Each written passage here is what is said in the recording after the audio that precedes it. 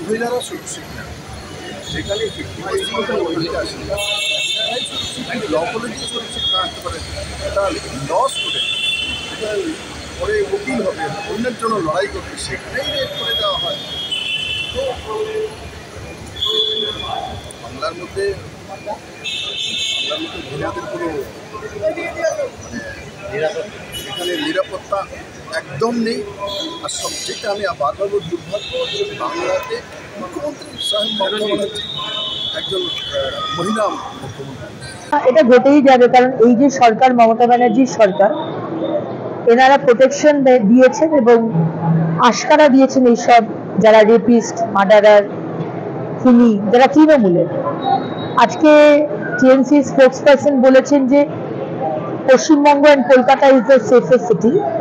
ঠিকই বলেছেন, safest city for the rapist, for the TMC rapist, তাদের জন্য অবশ্যই সেফেস্ট সিটি। কালিয়াগঞ্জ, হাঁসখালি, কসবা, সব জায়গাতেই আমরা তৃণমূলের নেতা, নেত্রী, কর্মী, তাদের এই রেপ করার যে অ্যাক্ট, তার মধ্যে আমরা দেখছি ইনভলভ। আগে দুর্নীতি নিয়ে আমরা কথা বলতাম, আগে পুষ্টিকরণ নিয়ে আমরা কথা বলেছি যে এই সরকার পুষ্টিকরণের সরকার, দুর্নীতি এবং দুর্নীতিগ্রস্ত মানুষদের সাপোর্ট করা সরকার, সমর্থন করা সরকার। কিন্তু আজকে দেখা যাচ্ছে কমপ্লিটলি পশ্চিমবঙ্গের মহিলাদেরকে পণ্য হিসেবে ব্যবহার করা এবং সেটাকে আশকারা দেওয়া, সেটাই সরকার করছে। আজ অব্দি এই 14.5 বছর মমতা ব্যানার্জি সরকারের একটা কেস আপনি দেখাতে পারবেন না যেখানে বিচার হয়েছে, স্ট্রং চার্জশিট দেওয়া হয়েছে, অ্যারেস্ট হয়েছে, একটা আপনি দেখাতে পারবেন না। সুতরাং এটা চলতেই থাকবে। আজকে কালিয়াগঞ্জ, কালকে কসবা, পরশু আসানসোল, পরশু বারাসাত, সারা পশ্চিমবঙ্গে এটাই হবে।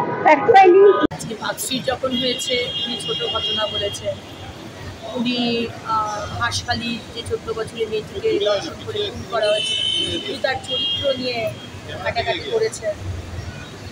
প্রেম ছিল, পেটে বাচ্চা ছিল, বলেছেন। বারবারই উনি ধর্ষকদের পাশে দাঁড়ান, দোষীদের পাশে দাঁড়ান, এবং যারা ওনার ইনস্ট্রাকশন মতো এই ধরনের কথা বলে, ওদের মদন মিত্র বলছেন যে কি সবার সেখানে যাওয়া উচিত হয়নি, একা যাওয়া উচিত হয়নি, ঠিকই তো বলেছেন। আজকে যদি আমি কলেজের মধ্যে এই ক্লাসরুম থেকে ইউনিয়ন রুম বা অন্য ক্লাসরুমে যাই, তাহলে তো অবশ্যই কসবা থানাকে জানানো উচিত, এই তো ঠিক কথা। আজকে কল্যাণ বন্দ্যোপাধ্যায় বলছেন যে বন্ধুকে করেছে, এখানে কি করা যেতে পারে, ঠিকই তো। মনোজিৎ মিশ্র বন্ধু, দাদা, যে আর প্রচুর অ্যালিগেশন, প্রচুর মহিলাকে গায়ে হাত দিয়েছে, মলেস্টেশন করেছে, কোনো শাস্তি হয়নি। কসবা থানার মধ্যে ঢুকে পুলিশকে মেরেছে, গাড়ি ভাঙচুর করেছে, সেখানে তারা বলছেন যে তৃণমূলের সাথে জড়িত নয়। সুতরাং মানুষ অন্তত বুঝে গেছে, বাংলার মহিলারা বুঝে গেছে যে আজকে পশ্চিমবঙ্গের সরকার, মমতা ব্যানার্জি সরকার কতটা শক্তি। পাঠান, মণিপুরে কিষাণ আন্দোলন, পাহেলগাঁও, হাতরাস, উন্নাও, সব জায়গাতে যদি মুখ্যমন্ত্রী পশ্চিমবঙ্গের টিম যেতে পারে, তাহলে পশ্চিমবঙ্গে যদি মহিলাদের উপর অত্যাচার হয়, নৃশংস অত্যাচার, তাহলে কেন কেন্দ্র থেকে কেন টিম আসবে না? নিয়মটা তো সবার জন্য এক হওয়া দরকার। সেখানেই মনে হয় যে সেইভাবেই নিশ্চয়ই মমতা ব্যানার্জিকে ব্যবহার করবেন। আলেকজান্ডার আর কিং পোরাসের যখন যুদ্ধ হয়েছিল, আলেকজান্ডার পোরাসকে জিজ্ঞেস করেছিল যে কেমন ব্যবহার তুমি এক্সপেক্ট করো। কিং পোরাস বলেছিল একজন রাজা যেভাবে অন্য রাজার সাথে ব্যবহার করে। ফ্যাক্ট ফাইন্ডিং টিম অন্য রাজ্যে যদি যায়, আর অন্য রাজ্য থেকে, অন্য কেন্দ্রে থেকে যদি রাজ্যে আসে, কিন্তু সেই ব্যবহারই